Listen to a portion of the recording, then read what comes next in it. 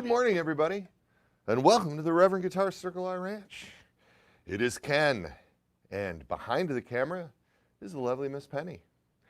How are you doing today, Miss Penny? You're going to have to yell, aren't you? I guess so. Yeah, because little gal's not mic'd up.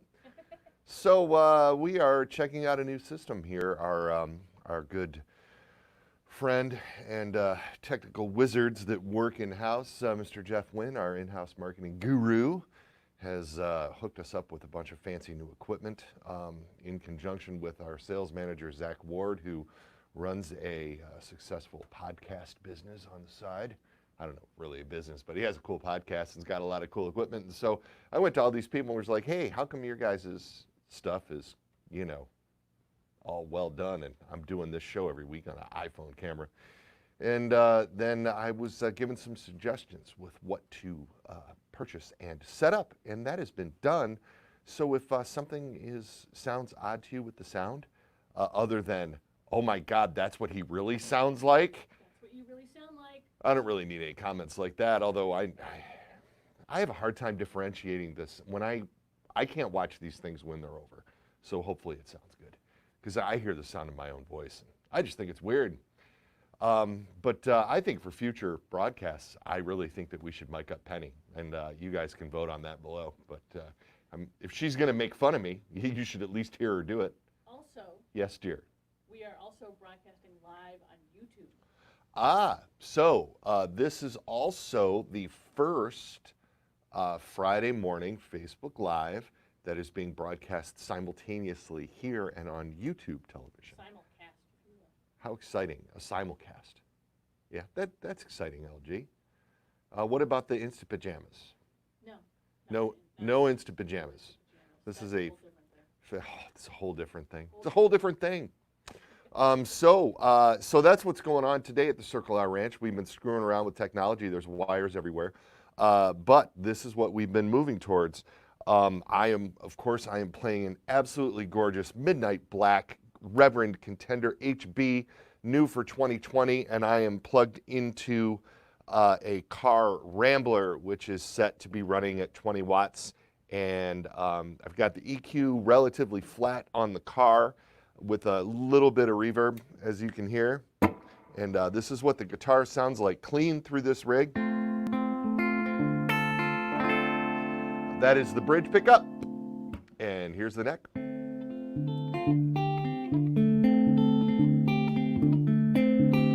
Well, actually, that's both. Here's the neck.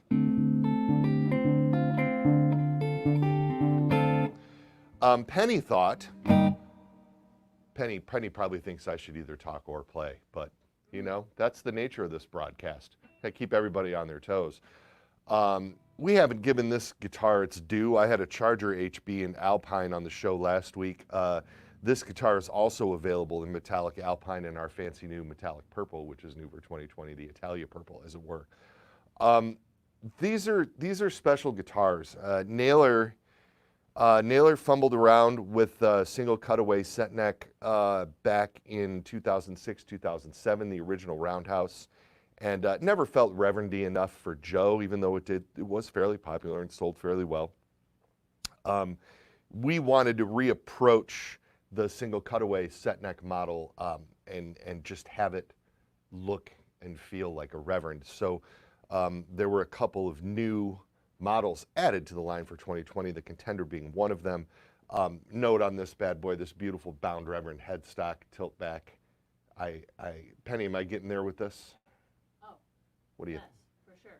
Yeah, because it's hard. We got new technology, so I don't have a monitor. I don't know what's going on. But this is a bound Carina body and three-piece Carina neck with a Pau Ferro fingerboard. We do the three pieces long ways on the Carina necks. You can see it very well on the natural. There's a P90 version of this in natural, and you can see the Carina neck. And we do that for strength at the tilt back. We have almost no broken headstock problems. I mean, unless UPS really gets a handle on it, which they did a number on us this week. If you saw on my Facebook page, UPS destroyed 4 guitars this week. Well, 2 basses and 2 guitars. One of them was the purple Contender, unfortunately. and beyond recognition. Some of the stuff we couldn't even salvage the parts out of. But at any rate, getting off topic here. The solid Carina body version, it's a rock machine, but it approaches the jazz tones really well. And what Penny wanted me to bring up with these guitars, why she wanted me to focus on a couple of these this week, is the HA5 Alnico humbuckers. Yes, I've been very, very excited about our Railhammer pickups lately, and I've been doing a lot of the Railhammer stuff. And we have updated a lot of the stuff on the Railhammer website, and we're just doing a lot of work over in that direction. I don't want what these pickups do to be lost in as cool as the Railhammers are. These are Joe's take on traditional humbuckers, and he played around with this tone for years to come up with the right balance of output between the bridge and the neck so that they balance in a proper way, and to really pull the traditional sound of the pickup so that I'm trying to think of how I want to put this. I've been thinking about this all morning, and then as usual, I'm like, I'll come up with it on the spot. But what I'm trying to convey is that the pickups aren't necessarily coloring the tone of these guitars. If you like traditional humbuckers, that's what these pickups do.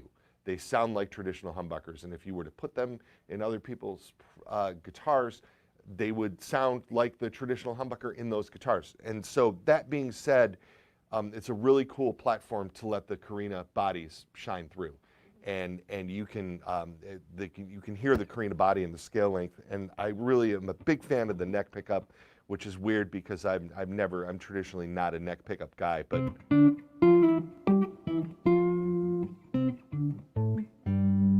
it's very present. The 9 chords ring through. I was doing this little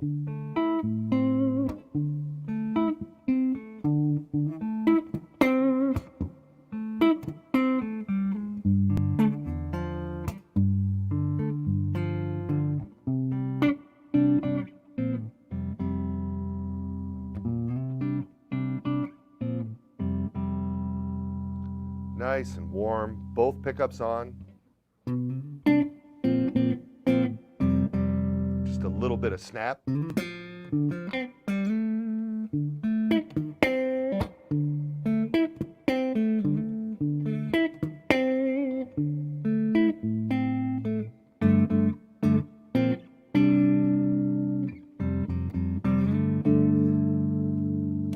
And the bridge,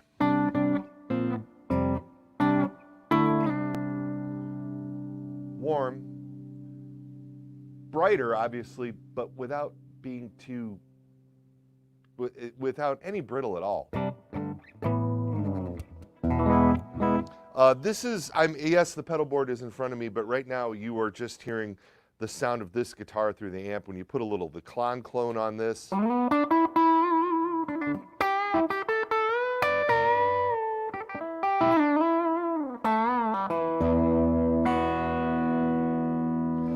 the other guitar we wanted to show you today, while we're on the subject, is the new Roundhouse. This is the Roundhouse HB in transparent turquoise, and it's a similar setup. It's got the other Reverend headstock, the 3+3, and again, note, we bound all the headstocks this year for S&Gs. Look at that bad boy. The Roundhouse has some different cosmetics. Notice the deep violin brown back of neck and body, so that the color pops on that turquoise top. This is a flame maple carved cap, which this guitar is the first guitar that Reverend has done properly. It's just a different thing. It's not more proper than anything else, but a carved archtop solid body. This is not the veneer. This is an actual slab of maple that's carved to do this. It is cool sounding. So what the maple does with the same pickups and the same scale length, the maple adds another of a little bit of a dimension to the tone. And again, this is a very traditional type sound that has been around for a while. So this is your neck pickup.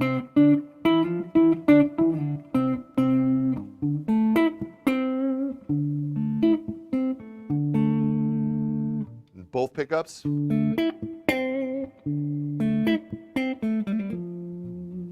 And then that bridge.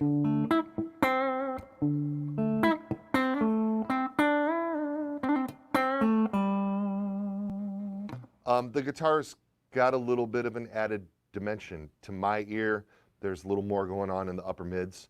I think it really shines when you put a little bit of the mild overdrive on the bridge pickup.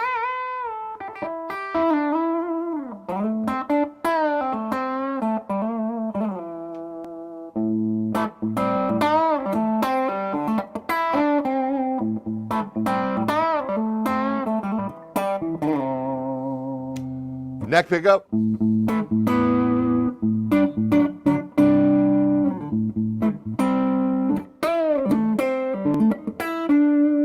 And both.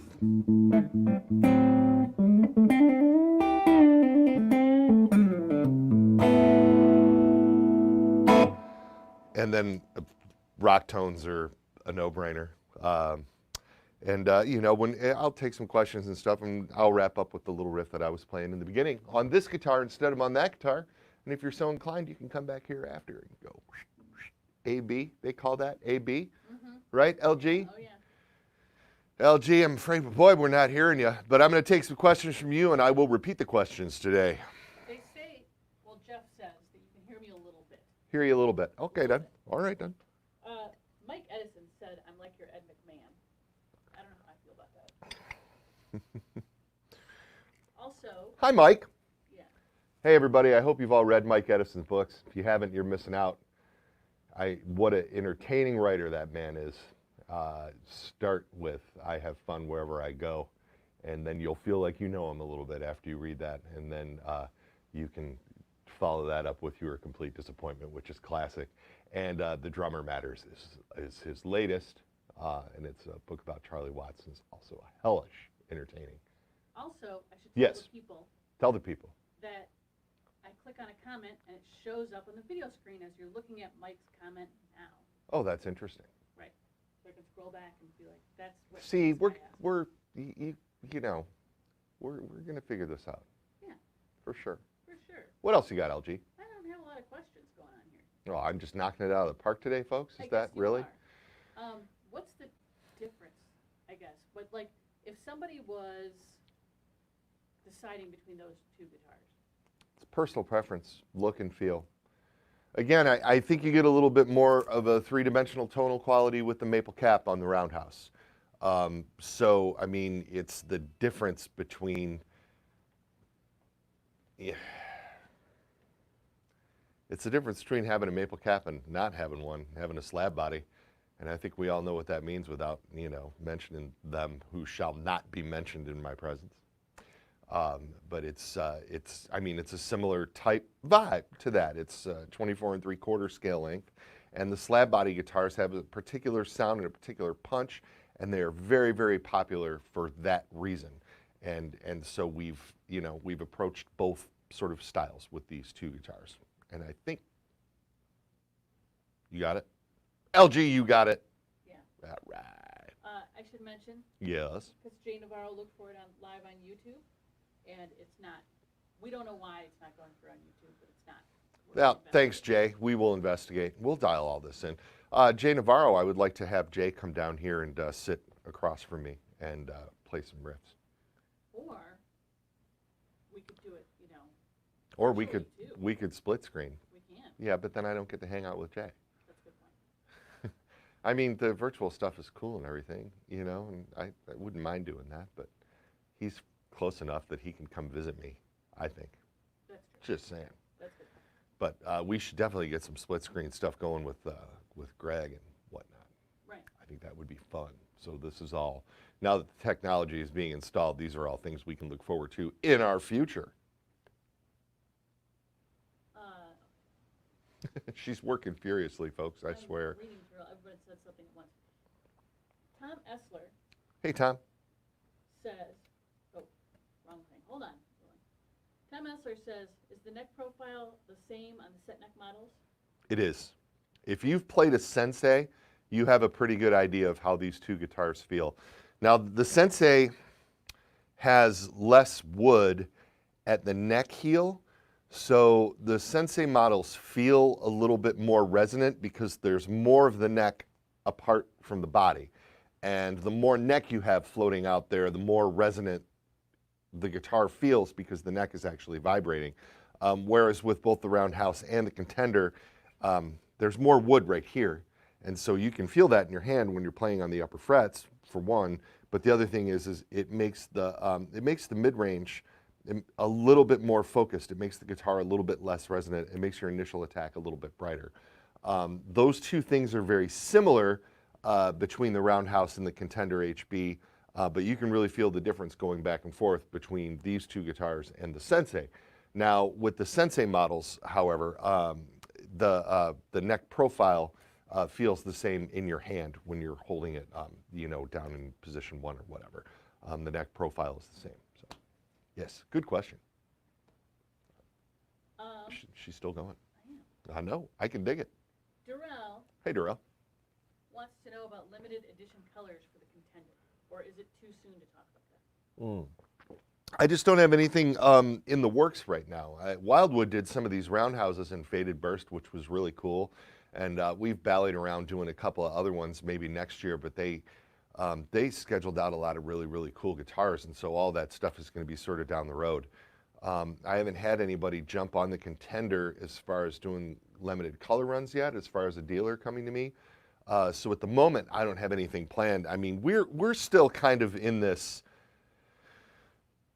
oh, what's going to happen next mode because because 2020. I mean, things have just been crazy, and so we're currently in the midst of a lot of our dealers reopening from the COVID and whatnot, and people who had stuff on order from us before the pandemic stuff happened are coming back to work and starting to get their guitars, and so we're really far behind here, as it were, and we're very, very busy, and I'm very, very thankful for the fact that we're very, very busy. So, yeah, there you have it.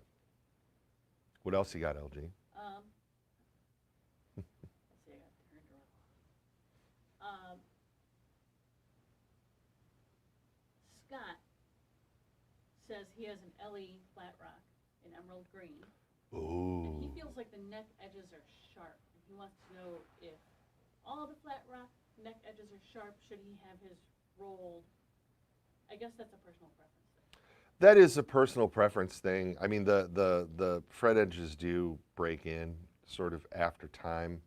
Well, the neck edges, I guess. If your fret ends are sharp, I would take it to a luthier or a tech somewhere qualified who's going to tape off the body properly and file the fret edges properly. Again, we've talked about this sort of ad nauseum here, but even with the roasted maple necks, the maple of the bolt-on necks will have a tendency to swell and shrink with climate changes, as the seasons change. And usually after the first couple of seasons, they sort of stabilize to the environment that they're in. But if we take something from here in the summer where it's very, very humid and we ship it to the American Southwest in the fall where it's very, very dry, sometimes we'll get some fret end sprout and we have to take care of that. However, since we've gone to the roasted maple necks, the instances of that have culled by at least 90%, 80%, because it's a little bit more stable to begin with. But it's still possible, and it still happens with older guitars. I had out a couple of my phenolics earlier, and there was a little fret sprout on one of them, and I was like, wow, but it was a weird winter, and we ran the heat around here sporadically for a while, and then it was a long taper out of winter for some reason. It seems like we were running the heat up until when it was 90 degrees. Right. Because that's Toledo, folks. We live in a swamp. I don't know if you knew that. That's for sure. Yes, indeed. What else you got for me, LG? Where am I going here? Jarrett wants to know about orange colors in the baseline. Specifically, he likes that tangerine on the dirt bike. Wants to know if we're going to put it on the bases. Wow, I love it. Thank you very much. Yeah, the tangerine on the dirt bike is really super cool. I'll be honest with you guys. I'm always honest with you guys on this show. Some of those things we tried and we just couldn't give them away. I mean, I don't know what that is. We did the Copper Fire on the Mercalli base for a while, and it was the least popular of all of the colors. And so sometimes when we try things like that, we just sit back and go, well, okay, well, that didn't work. But as Penny will tell you, because she's becoming quite the expert on this subject, colors come and go. And what is very, very popular, right now might not be popular a couple of years from now. And all of these things that you see us do will cycle back around. I personally also love that tangerine that we pulled for Reeves, which sort of came from old Schwinn color. Really, really cool color, and it was a fun thing to do on the Gabrels dirt bike for a little while. And I'm sure Reeves would be amenable to us using it on a couple other models here and there. I will bounce that off of everybody in question because I like it. And that's got to count for something. That tangerine color would look awesome with the dark violet brown back on something. I'm just saying. It would. Nah, I'm just saying. It would. Yeah, just saying. Michael. Hey, Michael. Would like to know if it's possible to get a sensei with a strap button at the bottom of the neck rather than the top of the cutaway. He says the placement on his dirt bike is a little frustrating to him personally. Yeah, I mean the placement of the strap button on the senseis on the horn is Naylor's preference and Reeves's preference. As far as I know, it's Reeves's preference is where he wanted it on the Space Hawk too. I didn't really ask him on the dirt bike. And the guitar balances well when the strap button is where it is, which was part of the determining factor. However, I have seen a lot of those strap buttons on senseis move to the neck heel or whatever, which is a thing that's been done in the past by other guitar manufacturers. I'm going to leave that up to the person. I mean, if that's something that you want to do, you're not hurting anything. So as long as you do it carefully and drill a pilot hole, moving the strap button around is not that big of a deal. But us here, as far as the way we ship the senseis, the strap button stays where it is for now because that is what Joe likes. And it's Joe's baby when it comes to design, folks. What else you got, LG? Dave Wolf. I know would like Dave. to know if the maple cap helps tighten the low mids when using a more aggressive drive tone. Interesting. Yes, I think it does because that is what. Yeah, that makes sense. I'm reconciling that with what I'm hearing. So we can hear better now.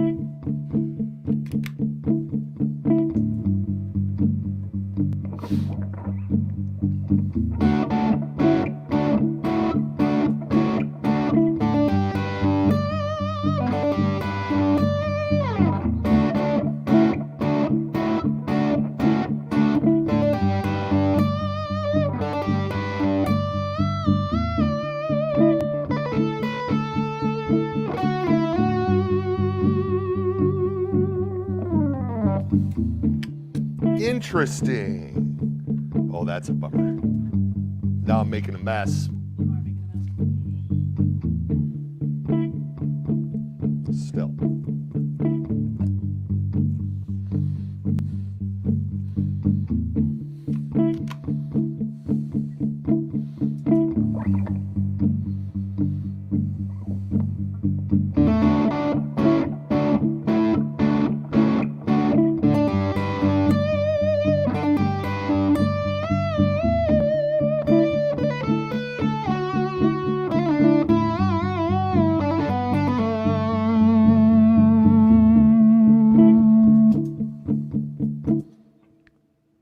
Yes. Yes. I'm going Yeah, yes. I think it does. I think so, too. Yeah, absolutely. There's, doesn't it just sound, it sounds broader. You know what I mean? There's just, there's a little bit more depth. There's a little bit more depth to it in the mid-range, and the lower mids seem to be a little bit more focused. So I think you're right. It's interesting to me that the Contender sounds brighter. You know, I mean, the Contender really sounds like a rock guitar, which is, you know, when you AB them with the distortion on. Whereas this, I don't know, it's a little bit more, intricate. I don't know, man. Yeah, that's cool. This is cool. This is fun. That was cool. Jake. Hey, Jake. Is it a Jake I know? Jake Lloyd. All the Jakes I know. No, I don't know Jake Lloyd. I know you now. Hi, Jake. I'm Ken. He says, when I gig, I need a pickup that's on the higher end of medium output in the bridge. But most of my home playing, I like a single coil P90 in the neck. Can you recommend me a model? And Yes, I can. We do that model. Check out the Double Agent OG for a hardtail, the Double Agent W if you like a trem. And if you like the tone of these guitars, especially this Contender guitar, but you want a P90 in the neck, check out this year's Warhawk DA, we call it, where we actually address the thing that you're talking about head on. These pickups, the Reverend's HA5s, the bridge pickup is slightly hotter than the traditional version of these pickups, and the neck pickup is wound a little less. So your slightly hotter PAF tone is going to come right through. And on all of the Double Agent series guitars, whether it be the bolt-ons or the set neck Warhawk DA, the pickups are balanced very, very well, and the P90 is wound specifically to balance very well with the humbucker. So, yeah, man, that is what we do. I love it when somebody asks a question. It's like, As a matter of fact. that is the thing, and those are I mean, the humbucker P90 setup is our most popular setup. So, indeed, check it out, please. I almost brought the Warhawk into this LG. I was this close. That's I know. another episode a couple weeks Yeah, that's what I figured. That's what and I was thinking Penny really wants me to stick with the humbuckers today, so I did. But yes, and what are we going to talk about the Double Agent OG versus the Warhawk DA? That'd be cool. It's out there. Maybe. There's so much. Maybe. There's so much to do here, folks. Next week is P90 week. P90 week. Mm-hmm. I can dig it. Mm-hmm. Dell would like to know, Dell Haxton, I gotta put down the thing. Do we have a release date for the Coffee Burst Jetstream 390? And It's shipping. will it be flame maple? It's shipping. When are we announcing? No, those are solid. Those are solid Carina. All the Jetstreams are solid Carina guitars. If you want a flame bolt and the bolt on, you're going to the King Bolt or the Charger RA. So I'm afraid we're not offering flame maple in the Jetstream RB or Jetstream 390 series. But they are in fact shipping and should hit the website shortly. Miss Penny has a plan. I do. Monday. She do. And they're starting to creep out there in limited numbers, so I apologize for that. We just sort of, again, this was one of the things with the COVID stuff where we sort of adjusted what we were bringing in, because for a minute there it didn't look like it was hard to predict where this was going to go. And if you were to tell me that we were going to be as busy as we are, I would have been shocked. And so I'm a little, myself personally, and I will take all of the responsibility, I'm a little underprepared for the launch of the Jetstream 390 and Coffee Burst. I apologize. But we're getting a few out on the street for sure. Tim Carnes would like to know about bass cases. He wants to know if there are cases other than Reverend cases that fit a Dub King, and also dealers have Reverend cases, wants to know which one fits the Dub King. So the case is good question. The case that fits the Dub King bass is our large teardrop case, TL case we call it. We make 4 different teardrops with TKL. We make our standard case, which fits just about everything. And then we make what we call the TW case, which fits our baritones and Watt Plower basses, and that's where the W comes from. And it fits the Pete Anderson baritone as well. It's a little bit longer than the standard case, only by a few inches, but it gets you there. And then, of course, the TB case is the bass case, which is the real long boy.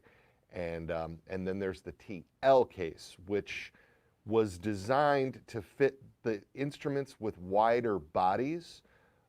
Because we were already up to 4 different cases, that TL case covers a lot of ground, from the Studebaker and the Hinson to the Air Sonic model bolt-ons, the Man Ray and the Man Ray 390 and the Space Hawk, and then right on to the Dub King bass, the Club King guitar, and the Brad Hauser Fatfish bass all fit in that one case. And so, depending on the model that you have, when you start getting into the Man Ray, there's a little bit of space between the end of the guitar and the end of the headstock. So one of the things that we include in all of our cases are these little foam blocks that we have TKL made for us. And there's no right or wrong with the foam block. You put it wherever you want to in the case to keep the body from moving like this. So on a jet stream where we have the upper horn in the standard case, you don't really need to use the block anywhere. You can just sort of rest it down here is fine.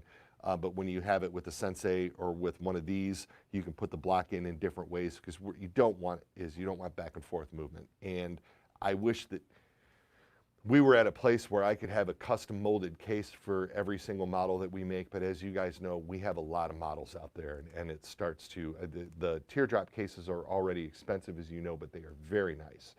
They are made by TKL in Canada, and TKL's factory was closed for the pandemic, and so we had some inventory here, of course. I bring cases in monthly. They had some inventory in their US warehouse of our stuff, but we have sort of run that out. My understanding is that the factory is open again, so we are waiting for more cases to ship to us. So everybody is doing their best to try to catch up from the downtime. But that is why the Dub King case in particular is difficult to find right now, because we're just out and we're waiting patiently. So, well, I don't know, we'll make an announcement or something when they're available again, or you'll notice dealers start popping them up and whatnot, what have you. That was a lot of explanation for it. well, I've been wanting to talk about the cases on here a little bit, because I get a lot of questions about the foam block, LG. Like, why is this thing in here, you know? And with some guitars, it's very necessary. But like, say with the traditional basses, with our like Mercalli bass and our Mercalli 5 bass, the upper horn extends way out, you know, for balance reasons and because it looks dope. And in the foam block doesn't really have a place in the bass case when you're using it with those basses. But we just get the foam blocks and everything, and so you can do with them what you will. Indeed. Michael. Yes, Michael. We mentioned P90s. Oh, Michael got him. We got him going. Yeah, and he said, are the neck P90s noiseless, or at least well shielded, so they're fairly quiet? They are well shielded. We don't do noiseless P90s. It has always been the opinion of Mr. Naylor, and I tend to concur, that when you make the P90 noiseless, it loses some of its P90-ness, and we want to be a little bit more traditional when it comes to that sort of thing. So they are shielded very well, and then Joe has traditionally done a thing where a lot of people, when they want to get a really hot pickup, they just put more windings on the coil to make it hotter. And Joe has played around for years with different strengths of magnets and using stronger magnets with less windings to get similar tones. And he's played around with this concept a lot. And what he's sort of settled on makes our P90s, while still single coils and still humming, they have a little less of a noise floor than other stuff around it if you A/B them directly to other P90s. So they are our own sort of special thing. I do get a lot of comments on how quiet they are compared to other P90 pickups, but myself, I am a longtime humbucker guy. And so I plug in a P90 and I hear it right away, but I'm not used to it. Those are one of those pickups where I see these guys manipulate these things and just make them sound awesome, and I'm jealous. Gary would like to know if the 3+3 headstock, I'll put his comment up. 3+3 headstock, if it loses tuning faster than the 6 line.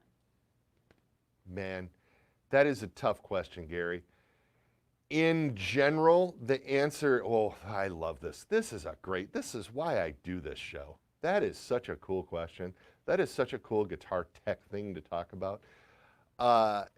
Yeah, I mean, the 6 inline headstock will stay in tune better than a 3+3 Push that up a little bit. in, Over the comment. There. in general. And the reason being, the strings go straight through the nut and then angle right down into the tuning holes. And so if you bend quite a bit, and you can hear bending behind the nut even. So where am I at here? I don't know, you guys probably can't hear that.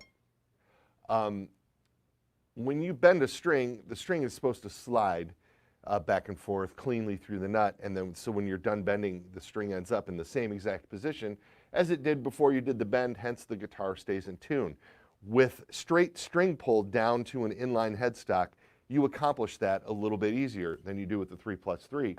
But the 3+3 is very much an aesthetic thing, and there's people that have a lot of varying opinions on the tension of the high E string having this much space on the tuning peg versus having this much space on the tuning peg. I'm not going to play into that argument with you guys. I really think that this is an appearance thing, and some people are just used to tuning on 3+3 headstocks, so they prefer them. But as you will note, the strings do take a slight angle as they go towards the tuning pegs. This can be reconciled, and we do a little bit of trickery on the old setup bench to compensate for that, just basically by having the nut slot be filed away so there's not a hard corner where you're making the turn to bend to the tuning peg, so that the string does return to pitch with overbending. You're not going to have that issue.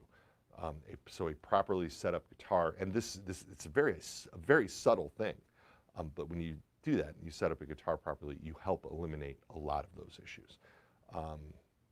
And this is something that an experienced tech will do with a 3+3 guitar. So there you have it.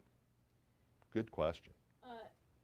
Vince would like to know if we're back to full staffing after the COVID. We are.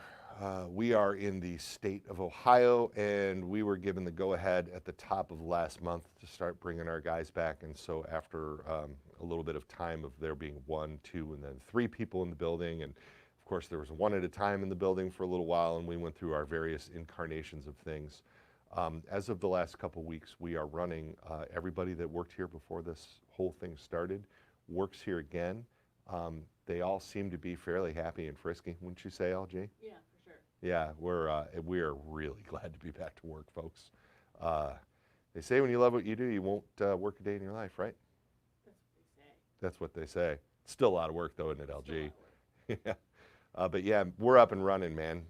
Thanks for asking, and we definitely have a lot to be thankful for. So. And I appreciate the audience. I really, really do. Thanks, you guys, for tuning into this thing. And I hope that having the microphone this close to my mouth isn't, I'm not offensive in any way. So Well, you're offensive. Penny says I'm offensive. I think we got to mic this girl next week. That's what I think. I think we got to mic this girl. Yeah, Because she's part of the show. And yeah, hey, listen, once again, everybody, thanks so much for being fans of the brand. We really appreciate you, and in all that you do, and everybody out there, just be careful, be safe. Jay Navarro, you've been amazing in the last week. You stay careful and you stay safe, and everybody do what you do, and we will be here next Friday at this same time, won't we, LG? Right. And what's the show going to be about next week? P90s. The P90s show? Yeah. Do you have the guitars picked out for us? Yeah. She's got a plan. I know what's going on. All right. Well, enjoy, everybody. Well, have a great weekend, and we'll see you next week. And I'll play this Roundhouse out, y'all. Here goes.